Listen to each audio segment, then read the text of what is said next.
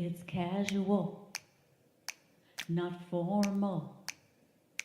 It's hosted by Rory Pendlin. Oh, and Renee in tow.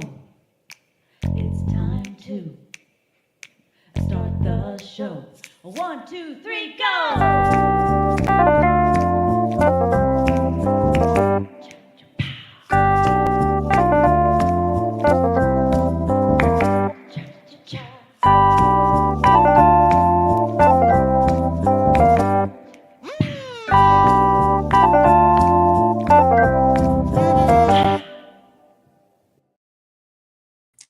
Hello, everybody. Welcome to It's Casual. This is episode 93. We've come quite a long way, haven't we, Renee? We're so close to 100 episodes. Yeah. I'm hoping we don't jump the shark before we get to 100. Please, let's not jump the shark. I jumped the shark long ago. That's the good news. That's the good news. We don't have to worry. We jumped it so long ago. It's which episode would that have been? I don't know. The last one. No. No, it was a great one. That was a great one, yes. So anyway, I have some friends that are in the comedy scene over in China and Hong Kong and now Auckland. I hope I pronounced that correctly. Auckland, New Zealand. I thought Nick Milnes was still in Hong Kong when I asked him to come on the show. He's going to tell us all about Auckland now. He's there now. So he'll tell us what the scene is like there as far as doing performance. And Dwight Wozich is back also on the show from Shenzhen, China. And we're going to talk to him about a lot of new things that are happening in his life. Daddyhood is something that he's enjoying now. And he's actually opening up some comedy rooms, some comedy nights himself. We're going to talk to him about that. Oh, that's big. How have you been? I've been fine since we last saw each other. You're doing about 500 shows a week now? About 501 now. No, we're down to 599. Well, I do want to promote, MM and I are going to go live for the first time on Cosmos's new TikTok, which I've heard is quite the experience. So we have moderators lined up. It might be a free-for-all. We don't really know. But right after this show, hopefully you're following Cosmos Creative Television on TikTok at Cosmos Creative TV. And you'll see me and M trying to – we're trying to appeal to the kids, you know, because that's right. The future. All of this right. I get it. And all that. Yeah. Us oldsters like to be on YouTube, you know. And right. But YouTube's not as cool anymore. You know, all the kids have the Snapchat and the TikTok, and it's a whole thing. So now you're going to be streaming live here on Facebook, but also on TikTok. No, just on TikTok. It's a TikTok exclusive because TikTok doesn't like third-party studios. They want everything to their own platform, just like Instagram. So we're gonna okay. Be there. We're just gonna throw ourselves just there, and that's it. See what happens? Now, will it be archived? Will you able to watch it afterwards? So I think you got to hit it live, or else you snooze, you lose. I think so. Well, I've got no interest in that. Again, I want my show archived. I'm leaving a legacy here. I think there might. I want my interviews to be able to people to watch them later. Well, we're not doing it as a show. This is just for fan engagement and to expand the fan base and to sort of do some little VIP stuff for the people who follow us there. So it's not a show. I wouldn't call it a show. It's literally just us going live on TikTok, which apparently is like a thing. Like you just go live and you just talk to whoever comes in, and we will advertise the real shows. Now after. So it'll be one big long commercial then. It'll be one big long commercial, Rory. It's a telemarketing tool. That's all it is. We're gonna have a blender. We're gonna the Veg-O-Matic. That's all it is. But that's not all. Wait till you see what else it can do. Would you pay $19.99 for that? Would you pay $9.99 for that? So, okay. I'm just trying to understand what you're trying to accomplish, what you're trying to do. I mean, I do. Well, you'll be seeing it. You should stop. And again, my little videos on TikTok. Now you have to get 1,000 followers to be able to go live, right? Right. Yeah. That's okay. Yeah. But when you go live, it's not recorded or anything. You just go live and then it's over. It technically is recorded, but I don't know what you can do. Like, I think you can download it and then upload it elsewhere if you want to. It is because I also go live on my private page. So yeah, I've gone live on my private page. Okay, and you're able to look at that. Like, I'm able to look at it and then choose if I want to archive it or like send it to myself. But I don't think you can put it up again on TikTok. Like, I don't think, I think I could Okay, then. technically revamp it and put it somewhere else. But I don't see people really doing that. It seems Okay. like people it's its own ecosystem, it's just its own thing. We're too old. TikTok is an ecosystem. It's an ecosystem, Rory. It's cooler than we are. And they are laughing. Anyone under the age of 29 is rolling their eyes at us right now. I apologize to all the Gen Zers. I think they're Gen Zers. I apologize. Sorry, Gen Zers. Sorry. Well, let's bring up our guests, though, because we got more interesting. I'm just a cranky old man who likes to do shows. We got... There's no such thing as shows anymore. It's all live yeah. And again, I enjoy doing my little minute-long videos where I do impressions and stuff on TikTok, and now I'm the man of 1,000 voices, but now I'm the man of 1,000 filters. I'm finding the weirdest, strangest, most bizarre filters on TikTok, and then I do them. So just to be fun, just to do something different. You know what, Rory? What you should do is go into the Cosmos Creative TV TikTok account, go live and do the chip stuff, because that's funny. You would get a lot of people to stop in. Oh, doing the impressions eating chips? Yeah, you should just do that. That could be another TikTok exclusive, but you would gain new followers, and then you could tell them to follow you at your different handles and advertise the shows. Okay. Yeah, think about it. Think about it, Rory. TikTok is the future. We can't just stay in the past. There's no more Dick Cavett anymore. Come to the dark side. There's no more Dick Cavett. It's just like random people just yelling at each other, I think, with like mouse ears. Yes. Feel the power of the TikTok. You just terrified everybody. No. I didn't have the yellow eyes, though. I got to get a filter for that. Oh, man. Right. Lorraine said she just got rid of her TikTok. No, Lorraine. Et tu, Lorraine? Okay. So let's go ahead and bring up Mr. Nick Milnes and Mr. Dwight Wozich. Woo! Hey. Who woke up early. Dwight woke up at 5:30 a.m. in the morning. It's 6:08 there now. In the morning. Thank you so much for that. Nick didn't have to do that as much. He's in Auckland, so it's like 10:08, right? In the morning. Yeah. I've been making pancakes with the brand new Wiz-O-Matic. With the Wiz-O-Matic, you can make pancakes no problem. Or let's say you made an instant coffee and you want to make it into a cappuccino. No problem. It's done. Or you don't want to do that. You can also just use coffee on his computer. Peanut butter. Peanuts into peanut butter. Again, there's no problem. Except the aperture's too big. Hey, you don't want to find that with a sex toy. Hold on.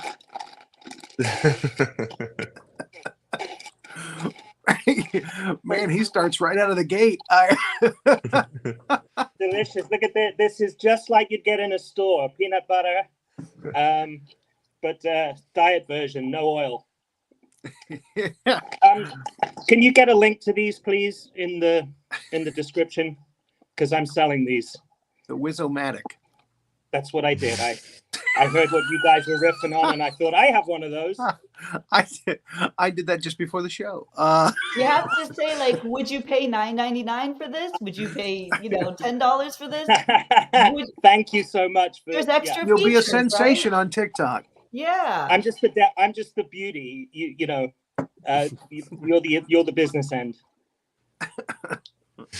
All right. So again, I told, as I said in the beginning of the show, I thought you were still in Hong Kong, because last time you were on the show, you were in Hong Kong, and you were doing comedy in Hong Kong, and you were teaching English to kids in the daytime, which is what most people over there do. I mean, they don't give us many options. Dwight is a rare exception. He's actually writing for a company. He's doing writing for a company, right? Right. And he's actually got a work visa, for that. One of those. And most of us, it's like, no, you're going to teach English. Because that's what we want. We want you to teach English. And that's like 85% of the jobs are just English teachers. There's guys that come in that do like quality control for companies and stuff. But most of the guys I hung out with, English teacher. Yeah, I teach English.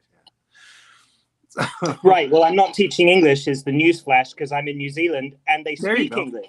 So that particular revenue stream has gone up the Swanee. But I'm studying, not English, because I speak that also. So Yes. I came, basically, I'm studying drama, and I'm doing an MA, and my MA thesis is being presented in the form of a stand-up comedy show. So next July. So now, I'm just like, it's wide open. I'm twiddling my thumbs. Before you went to Auckland, and this was recently, you were doing a live performance. It wasn't I think it was comedy. I mean, it was funny, but it was like a play. It was a show, right? It was a 2-man show, right? Well, yeah. I mean, that was because I quit my English teaching job, and because I thought I was going to be getting the call from uni down here any minute, but then things got delayed because of COVID. So I started investigating some of those non-English teaching jobs that do exist in Hong Kong. Drama teaching, that was one of the available alternative jobs. Art so teaching. I was doing that, and then that left me a lot of time, because how much drama do we need in our lives? Too much, if you believe Missy Elliott. So I actually also was then doing some serious theater, which I don't think was especially comic, or at least the audience didn't seem to think so. Oh, again, from the poster, I thought it was like a comedy show, but I mean, well, a comedy, it may have been, like Rory. play. I've done a couple since then, so I apologize. I'm not meaning to cross swords with the host. I don't want to get uninvited and never be brought back. Well, I don't think there's any problem with that. Okay. And now, there's Dwight, no bar. Okay, good. You actually started some rooms, some comedy nights in different places there in South China, right? I did, yeah. Yeah. Oh, Dwight, sorry. Dwight. It's my turn, Wizomatic. Last year, myself and my friend Steven and Neto actually started our own comedy group called Big Bear Comedy. And we were going great guns for a while and actually doing quite a few shows. And we were running a couple weekly open mics. That's been cut down to one. And just been doing shows and open mics around South China. But that's slowed down a little bit over the last summer because of some stuff going on with comedy on the greater scene in China. Okay. And what was that? I think Nick might have experienced some of this in Hong Kong as well. But there was Joe Wong, who I've done shows with here, brought a local comedian, a Chinese comedian, on a tour in the United States. And he made some comments about certain people in charge here on stage. And it made its way back here.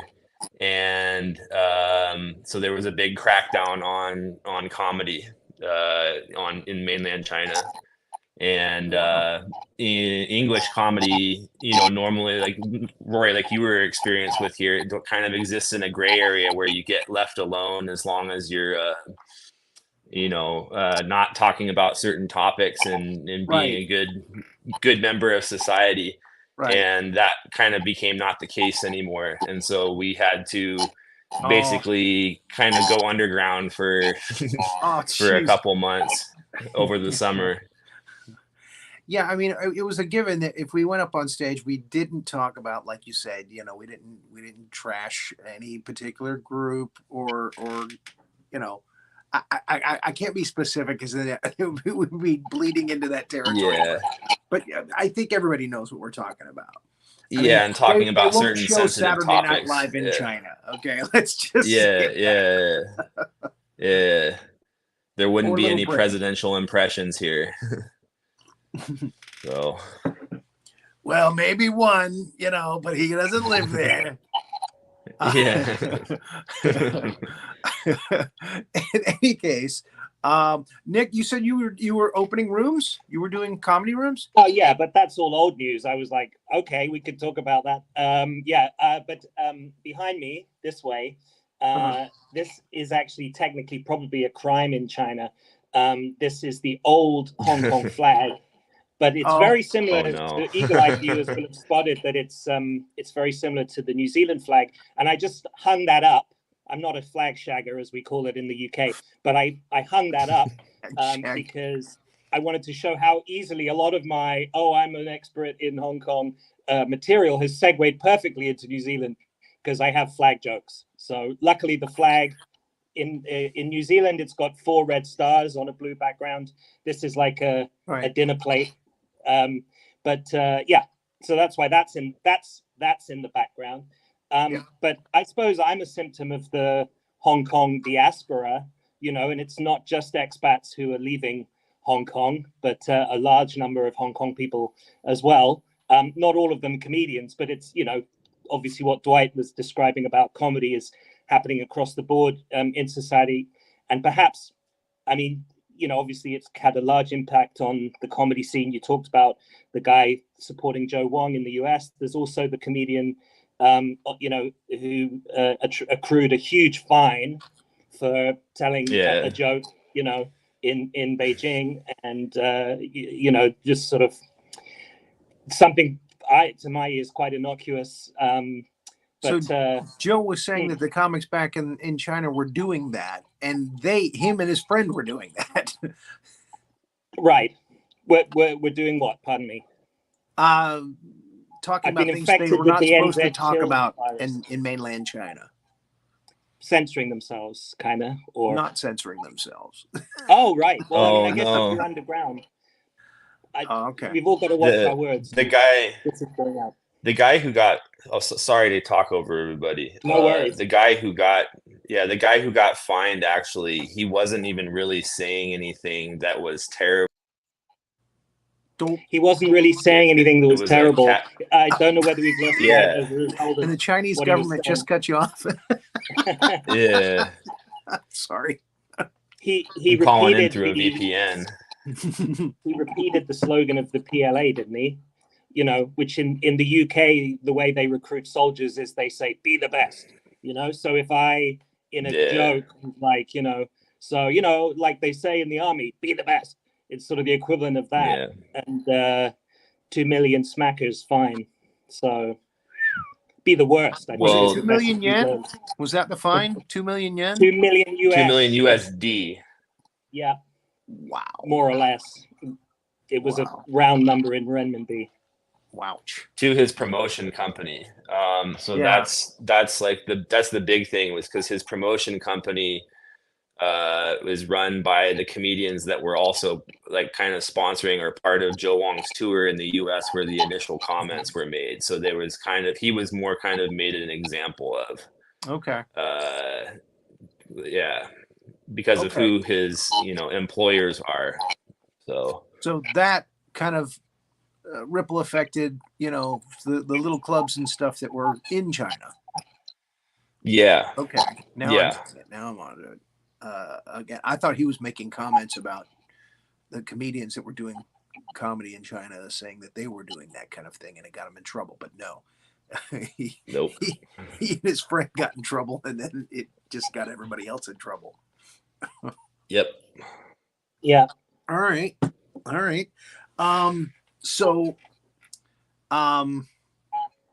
My next question to Nick is: you're doing your college thing in drama, and are you doing any performing there? What's the scene like there in Auckland? Okay, well, I have this sort of weird double bite of the apple, if you like. I was here a few years ago when I was doing a lot of gigs, and I had developed this character who I think you're familiar with, called Captain Britain. Again, satirical, not a flag shagger, but so I made an appearance in Auckland as Captain Britain, but I got my dates muddled up. So Captain Britain did not arrive, which is kind of appropriate. The British aren't coming. So the main comedy club in Auckland, which is called The Classic, run by a really top guy named Scott Blanks. I've yet to make my approach, but Taylor Ruddle, who used to operate gigs out of Fukuoka in Japan, Osaka, he was. Fukuoka, Osaka, they're pretty close. Maybe they covered both. He's now down in Christchurch. So my plan is to approach Auckland comedy scene with a solid Kiwi set, and he's going to help me do that. He's giving me a half hour, so that's going to be like a dry run for then my show, which is going to take place in the University Theatre here on campus, which you know, let's face it, is kind of like, I mean, of course I'll make it the best show I can, but I feel like without getting back into doing regular gigs, which I was doing in Hong Kong, but then it sort of petered off with my plans to emigrate. You know, that's sort of a necessary part of the strategy to then create something that's both intellectually investigative, because that's what an MA has to be, but also just funny, you know. So that's my route. It's a strange one. It's like if Google gave you a really weird route to get to your destination. I've got to go down to Christchurch, which is several hundred kilometers away. But that's the way, right? Because if you have an in with someone, you know, it's as well as what you know, it's also who you know. So that's my circuitous plan for comedy domination. 19 hours to a gig before. I mean, oh, you're kidding me! Wow. Oh, a couple of times. Yeah. Back in the day when I had, right. No. Were you writing your gig on the way? You know, like writing your set, or it was in the bag? No, that stuff was in the bag still. The impressions and everything were still, you know, were already done. You know, I had my 30 minutes worked up. This was when I first started doing comedy, you know, on the road. And, right. I had to drive from Florida to Cleveland one time, and I had to drive from Florida to McAllen, Texas, which is right there at the Mexican border. You can see the line in the sand. So yeah, those one of them was I think Cleveland was 19 hours, and the other one, McAllen, Texas, was like 21 hours.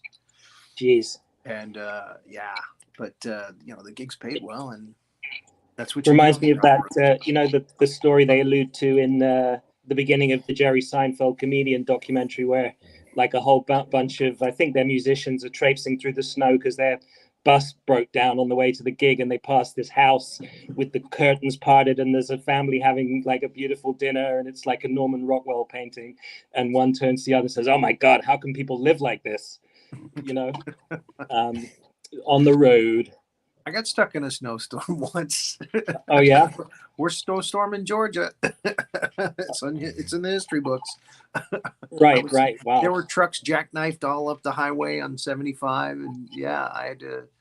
My car got stuck in the snow, and I had to get the National Guard came and picked me up I was at a Waffle House, and the Waffle House was jam packed, and all they had was coffee and raisin toast left. That was what I got in there. So I was there for about an hour and a half until the Coast Guard, National Guard came and picked us up and took us to a big church. Did they like rappel down? Because you said the highway was blocked. Did they rappel down? No, they were in military trucks, you know, big military trucks, and they were coming and picking people up. You know, people were knocking on motel doors, you know, asking people if they could sleep on their floor, you know, and that kind of thing. It was pretty crazy. So, well, there's been some crazy weather. Did you get hit by the rains, Dwight, in Shenzhen? Typhoon 10? Yeah, I did, but my part of the city, we didn't have any like major flooding or anything like that. Okay, good. But yeah, it was pretty weird here for a couple days. Yeah, my wife got back just in time for that. So, you know, we have them all the time here. Hurricanes. We had one just go over our head, you know, not long ago. So, and you're now a daddy, Dwight. You just became a daddy. How's that working out for you? Oh, it's going great. Really enjoying it.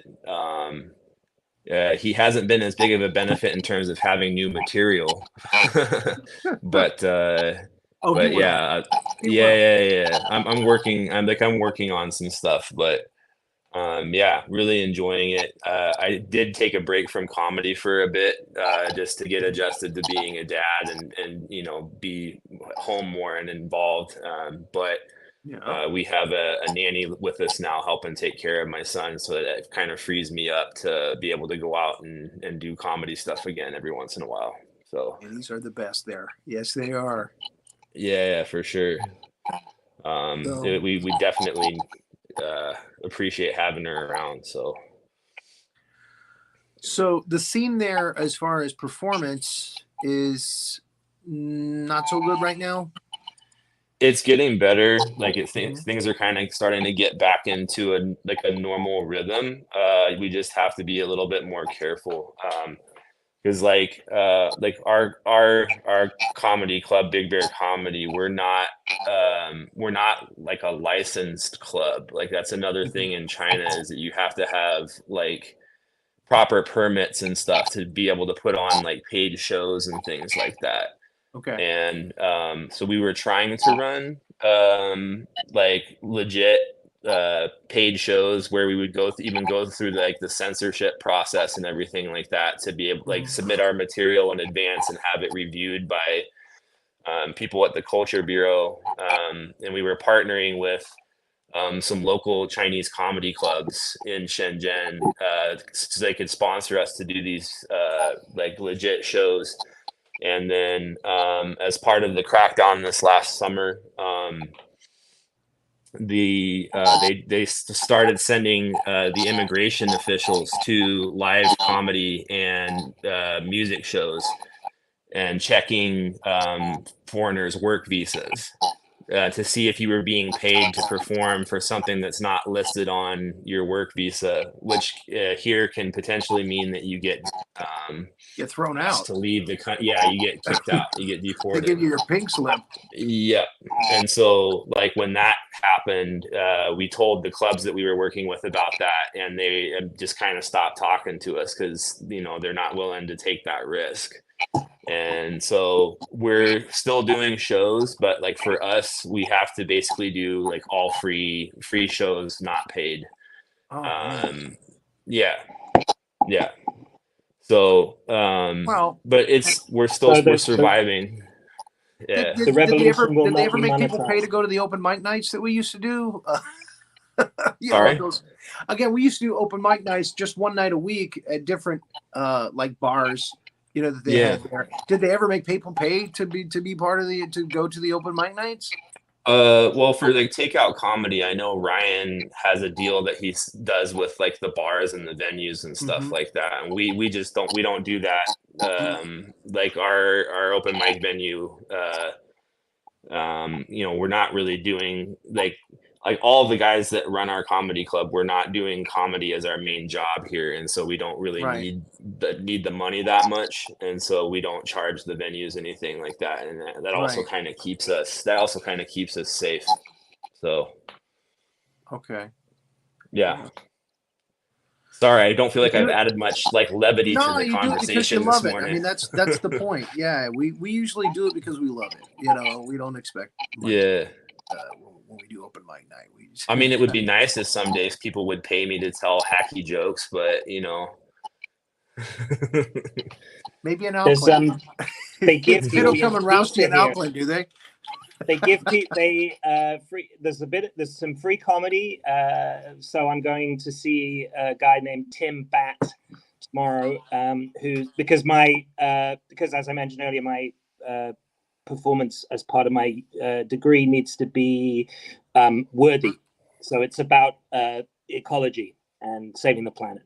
So there'll be a big old amplifier, you know, running at full voltage, and I'll tell people about how to save the planet. But there's a guy named Tim Batt who's been recommended to me by a couple of people as someone who's doing that, who's kind of trying to do environmentally themed comedy. So I'm going along to that tomorrow night, and they're giving out. Is that tomorrow night? Free. Dwight, have you heard of Tim Batt? No. Oh, I thought maybe you had, because I think I've heard of Tim Batt too. Thank you, folks. I can't. What was that about hacky jokes? Sorry. No worries. Nick, we lost your audio, Nick. Yeah, we can't hear you. Yeah. I can hear Dwight. I can hear Dwight just fine, but you've lost your audio. He is actually a pun master, so that's why I did that. Yeah, he does. I remember him doing a lot of puns and stuff during shows that were really very quick. He's very, very fast with the puns. Oh yeah, he's like a whiz-o-matic with the puns. Nick, if you could try maybe going out and coming back in, that might fix the problem. Because we can't hear you. Test, test.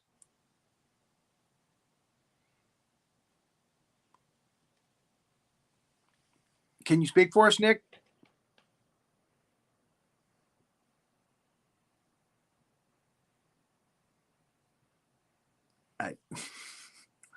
I'm hoping maybe he'll come back out and come back in. That might fix the problem. Sometimes that happens. It's just one of those things.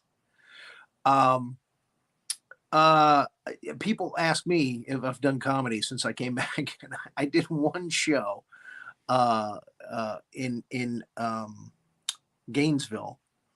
And I tried to strap all the characters that I did in the shows that we did in Shenzhen together into one show. Dr. Piranha, Bruce Lowe, and because I was doing costume changes on stage, it was like really weird, and the audience just didn't understand what I was trying to do. So it was just kind of like, he came up to me after the show, the guy that booked me, he was like, "Oh yeah, they liked it when you did your voices at the end, but the characters, they just didn't quite understand what you were going for there." Oh, I was like, "Oh, okay." What's he got written up here? Says you've been censored.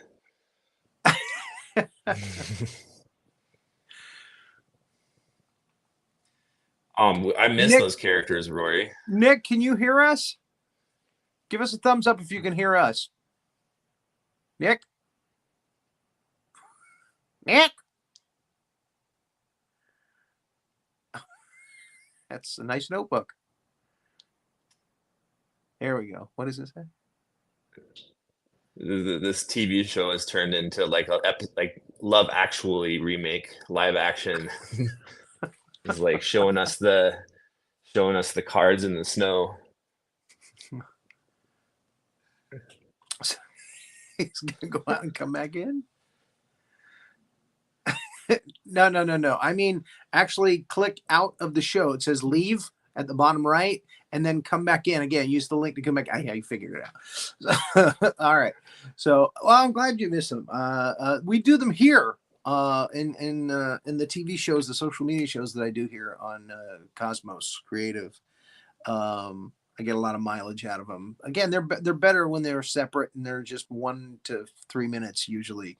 Sometimes I'll actually get on a show as one of the characters, like Bruce Lowe or somebody, and just hang out as that character, which is fun. Like water. Yeah.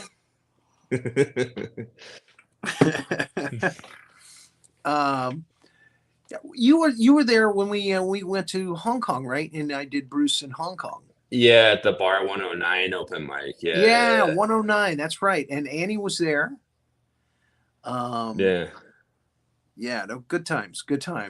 yeah, for I sure. can't believe I got away with saying, my dinky is like Chinese men on stage in Hong Kong without getting beat up.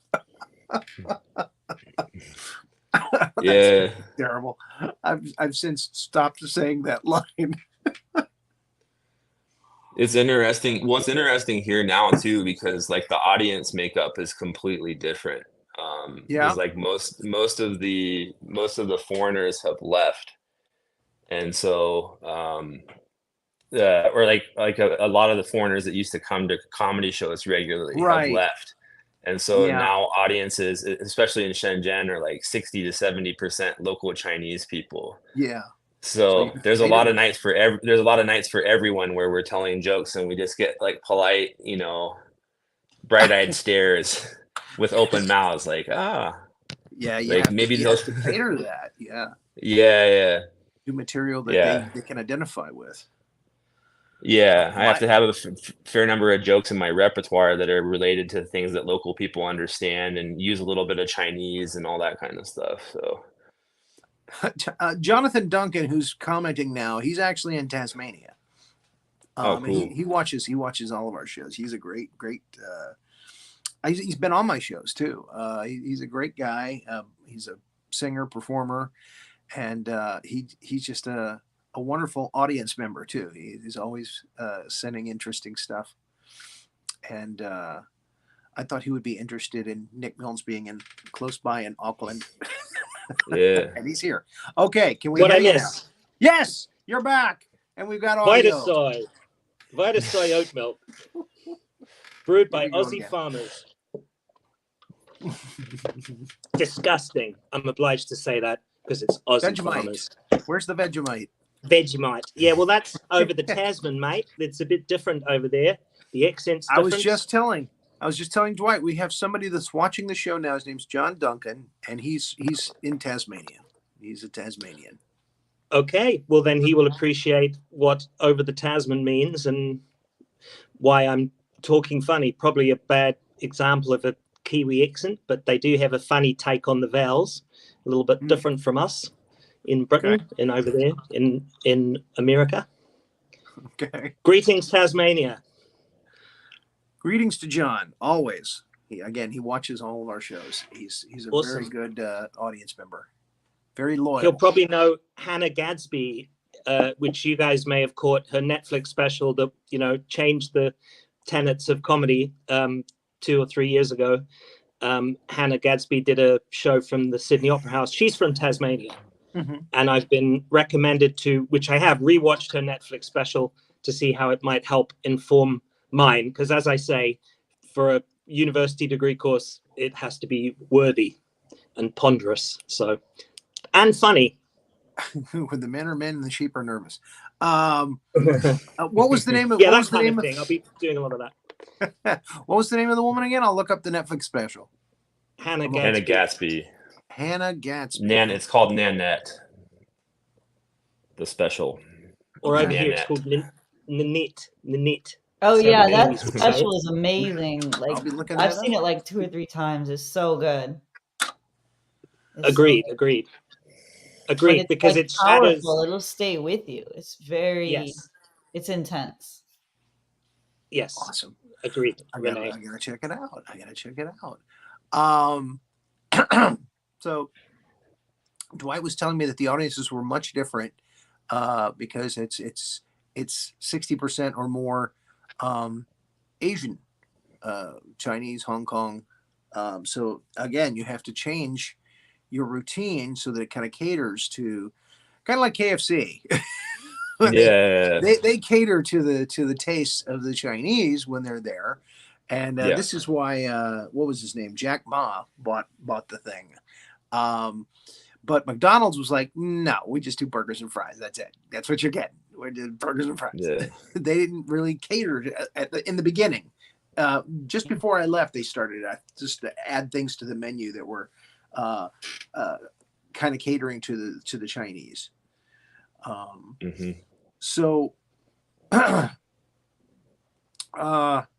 is it tough to play to Auckland? I'm gonna try the old to lead New Zealand back in. audiences?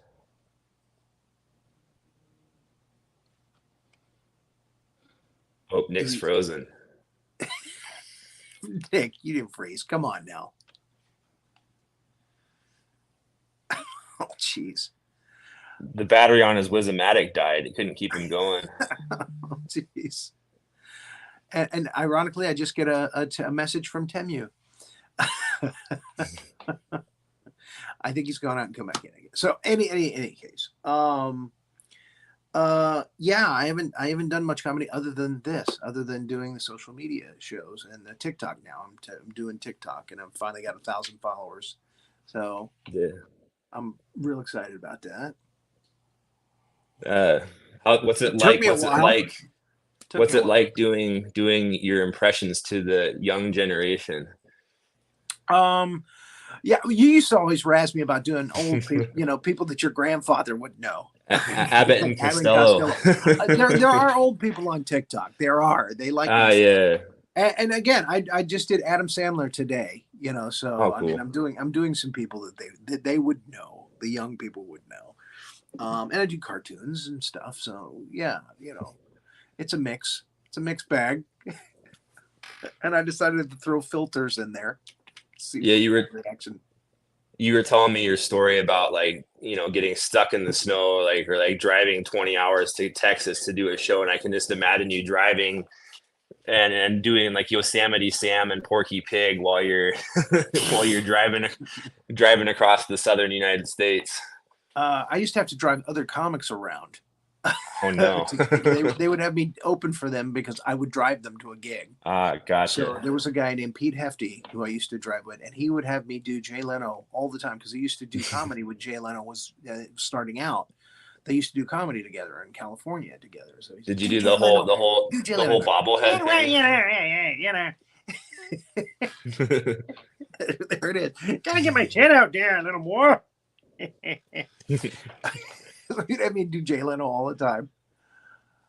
Yeah. I'm very very happy. I got about 1,050 followers now, so but it took a while. It took about a year and a half.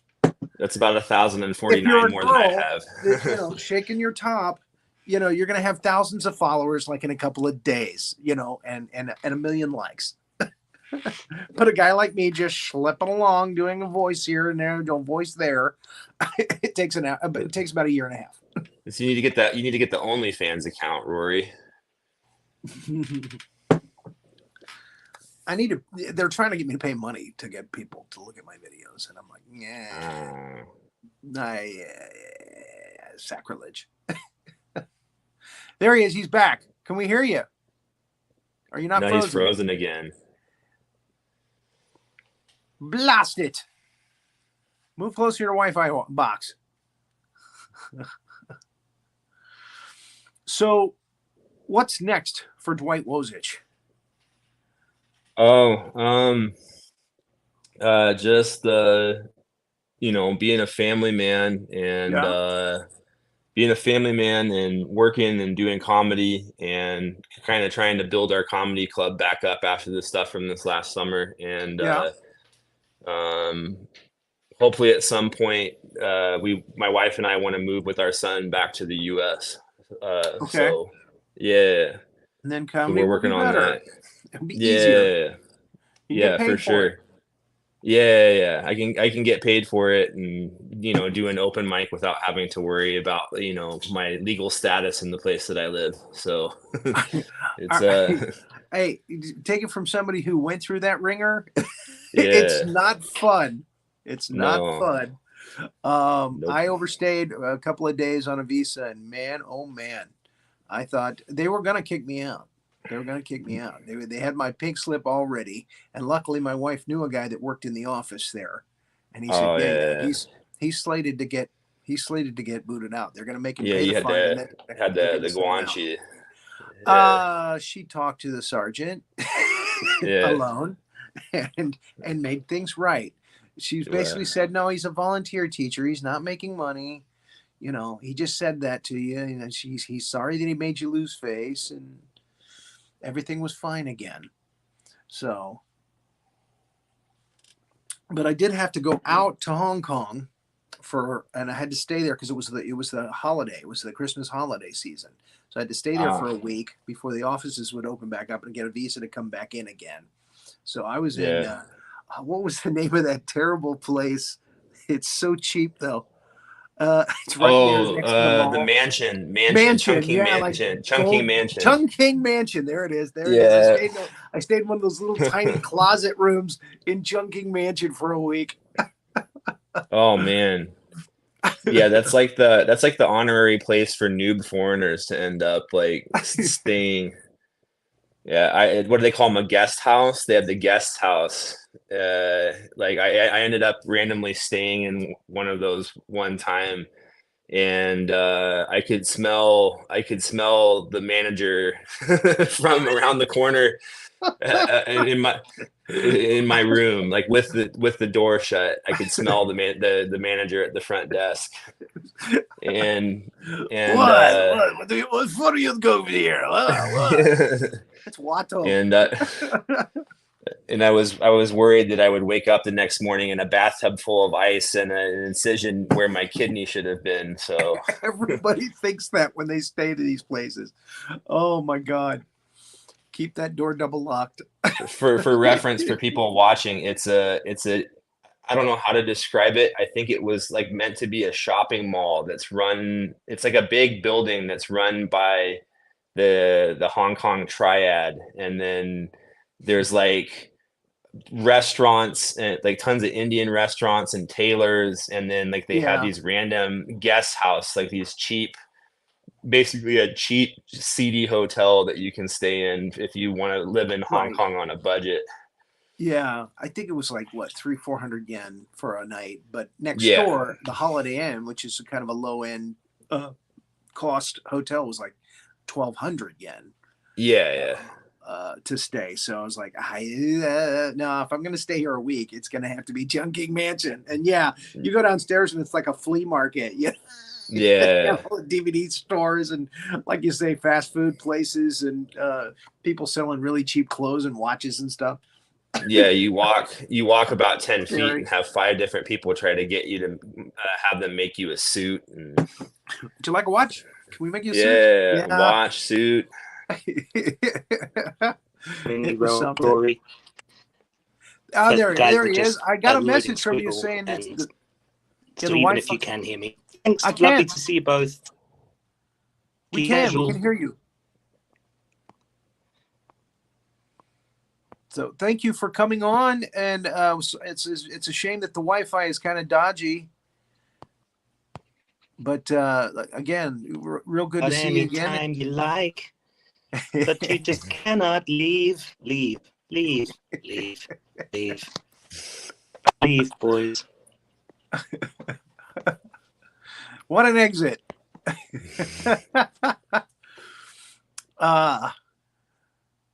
What is that? Make you a suit. Make you into a suit.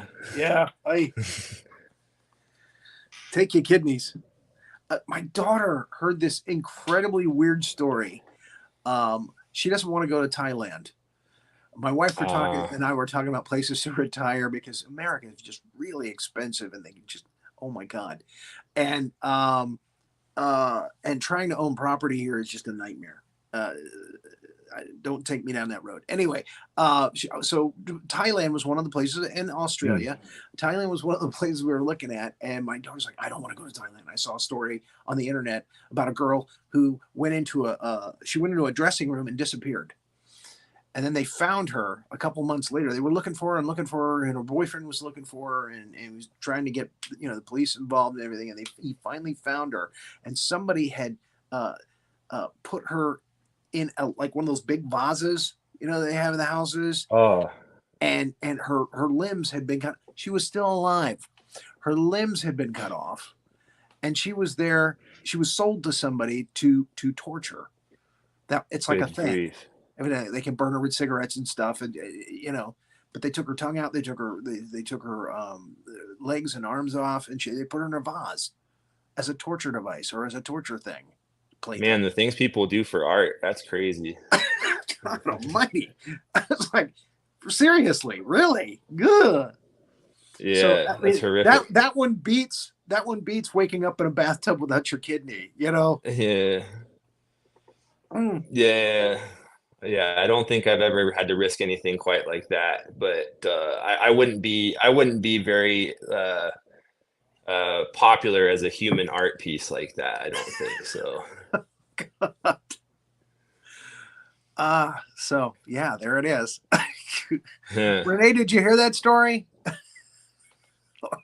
I heard that story from you right now. It's pretty traumatizing. Yeah. But they have stories like that here in America, to be honest. They have the same type of things have happened. I mean, I don't even want to talk about some of the Forensic Files episodes I've seen that are just as horrific. So, So I don't think we should impugn all of Thailand is all I'm saying. No, again, again, this could have happened in any country, I guess. There's evil people wherever you go. There's really awful people everywhere. But that evidently tainted the whole Thailand thing for her. She was like, I don't want to go there. No way. I like to go shopping. Nope. So, So, well, I wish you all the luck in the world getting your rooms going again. And I know you're loving daddyhood. I mean, it changes your life. It's such a positive, wonderful thing. They grow up so fast, man. Photograph and videotape everything because they just grow up so darn fast. Mine's 18 already. She's 18 already. Yeah. So where did it go? Where did the time go? How did that happen? Yeah, like my son's already like almost 7 months, and that seems like it just like went by like that, Blew by. Yeah, for real. So when do you think you might make it back to the States? I'm hoping like permanently, I'm hoping in the next year or two. Okay. Yeah. There were talks about us going back to China next year, but now my daughter is saying she might want to just do college here, and this has been flipping Okay. back and forth. Her and her mom talking, and goes back and forth. Obviously her mom wants her to come back to China because she doesn't like it here. And I'm like, it's too damn expensive here. So I'm kind of hoping she goes to college in China, but she's probably going to, go to an art school. She's a very good artist. She's probably going to go to an art school. Oh, cool. Yeah. So she's into digital art. She does really good digital art. So. Right on. Yeah. So we're looking at a few places here. So. Yeah, you got a couple good art schools there in Florida. Yeah, we got the Ringling, Sarasota way. And there's quite a few actually in the Florida area, so we'll check them all out. My mini-me's here if you actually want to see him. Yeah, I think the audience would love that. It'll be his first TV appearance, right? First show appearance. Bubba. Again, it's almost 7 o'clock. There he is. It's almost 7 o'clock there. Oh, happy kid. Hey, it's 7, Dad. Let's have breakfast. Let's have breakfast, Dad. So you're on camera, buddy. Yeah.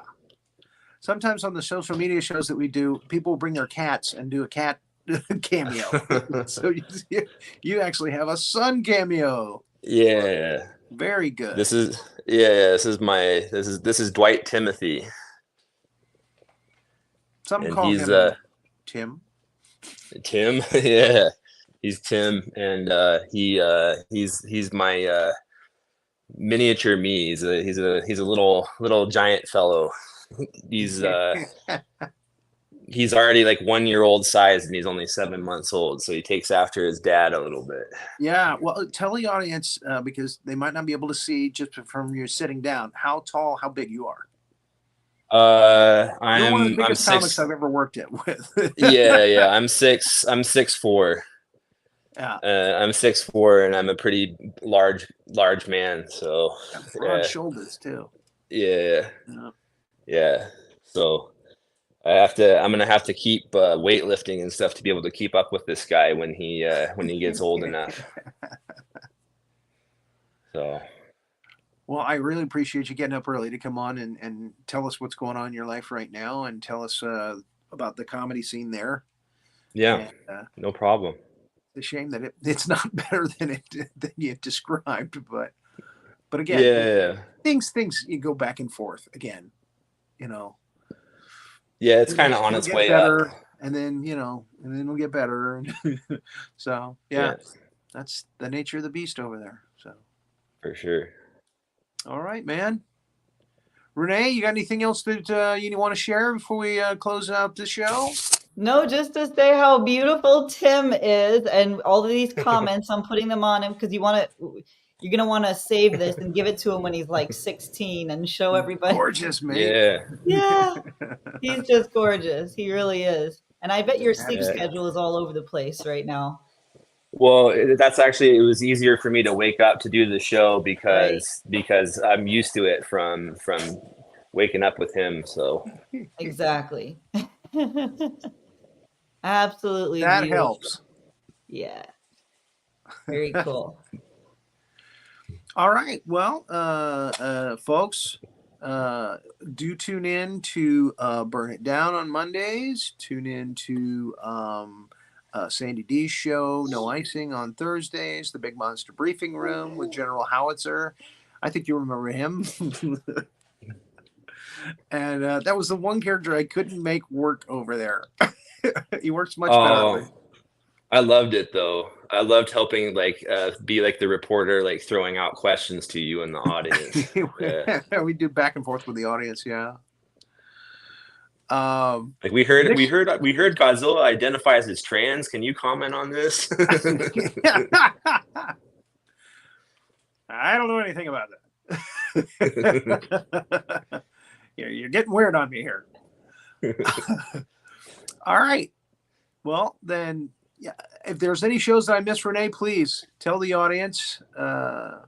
We'll do a big long commercial like Nick did at the beginning. Well, we also have two guys every Monday, right? You guys, and sometimes a gal. There she is, right there. Right, and then we have Talking Movies on Monday. Yep, and then Getting Salty is the surfing show that Sandy has every Wednesday. And then, of course, there's No Icing, like you talked about. Linda Rose's show will be resuming within about 2 weeks, and she'll be doing some pop-ups. And, Journeys is usually Tuesdays and Thursdays around 7:30. Manny's other show? Outside the Lines right now is on break because of two guys. Oh, okay. So that's on break. And then Jamie has 3 different shows. Usually she goes live during the weekends. So there's the Warrior Within, there's Jam Sessions Goes Underground, there's Dark Glitter Sessions.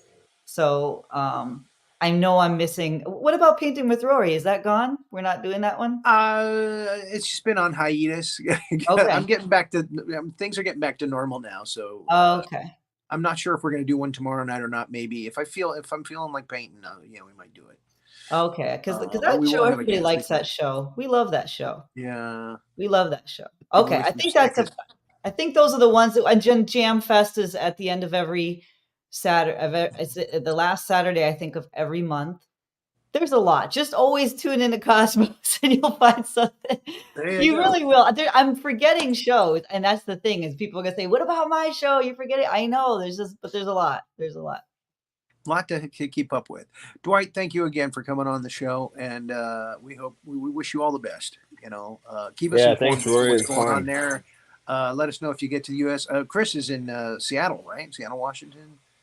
Chris Jessup. Spokane. Oh, Spokane. That's right. Spokane. Yeah. So out in the boondocks in Spokane. All right. Thank you, Tim. Thanks for coming on the show. You're welcome, Rory. Love that. Now he's ignoring me. He's like, I'm not looking at you. I'm not looking at you. The camera, Thanks, buddy. folks. Have a great night. Bye.